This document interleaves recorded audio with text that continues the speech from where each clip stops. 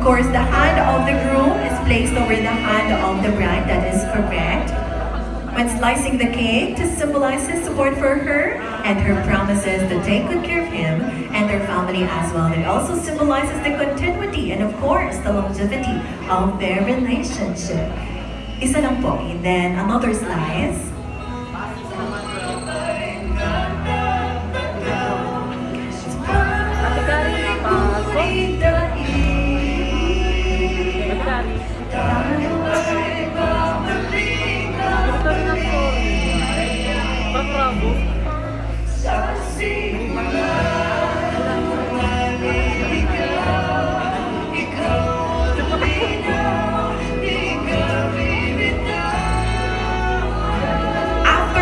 Slicing the cake, balik lamang po ang couple sa gitna. Kaya Justin, Ate Kay, dito po tayo sa gitna.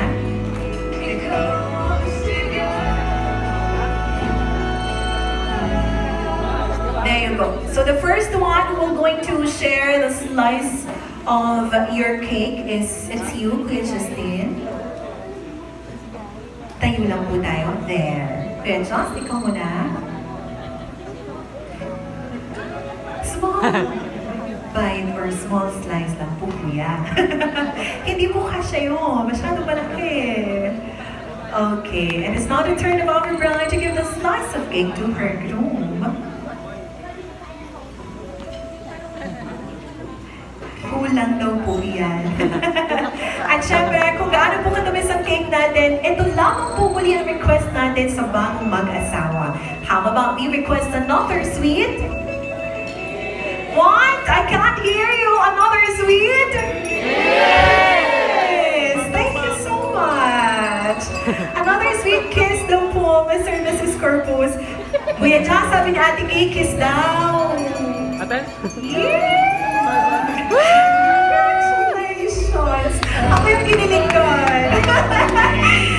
Alright, last tradition.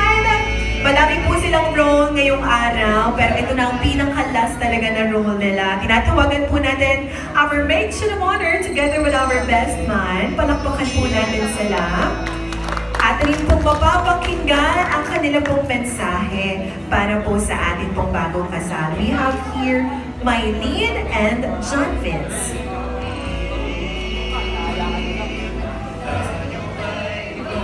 Where is our best man, John Vince?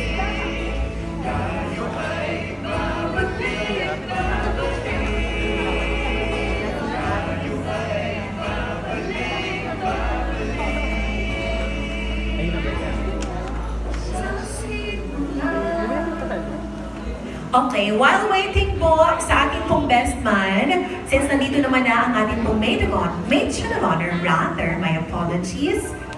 Are you ready, dear? Ano ang mensahe mo para kay Keisha and Kuya Justin, Ate Keisha and Kuya Justin? Ay! Ang haba! Well prepared ang ating maid of honor. Pero bago po ang lahat, everybody, let's give her a biggest round of applause of our maid of honor in the house. Mylene. Okay, here you go. Magandang gabi po sa inyong lahat. Ako po si Mylene Santos, kapatid po ko ni Brad.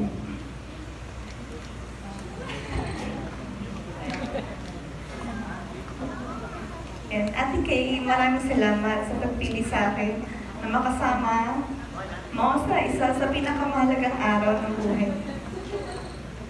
Maraming salamat sa pagmamahal mo sa amin ng walang kondisyon. Kahit na sobrang pasabay kang kapatid. Maraming salamat din sa pagmamahal mo sa mga anak ko na parang sarili mo na rin silang mga anak. Ngayon na magsisimula na kayo ni Kuya Justin na panibagong yunto ng inyong buhay at bubuo ng sarili niyong pamilya. Gusto ko malaman mo lagi na ako'y nandito para sa inyo, tulad na palagi niyong pagsuporta at pag-aalaga sa amin.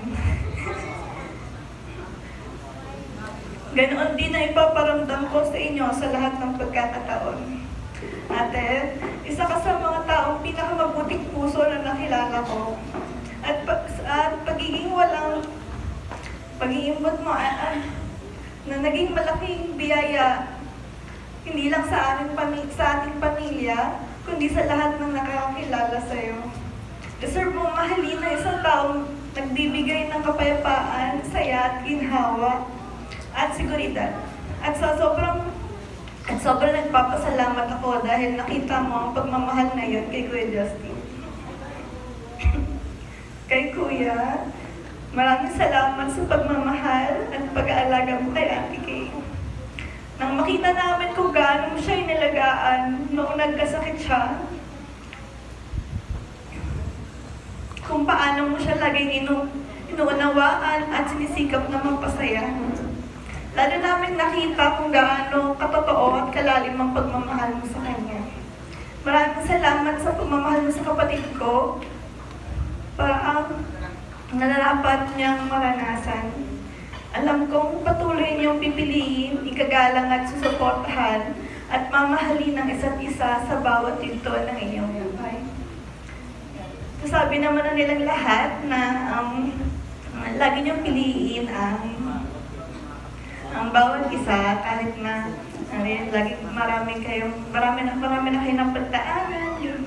Mahal na mahal namin kayo at dito lang kami lagi para sa inyo.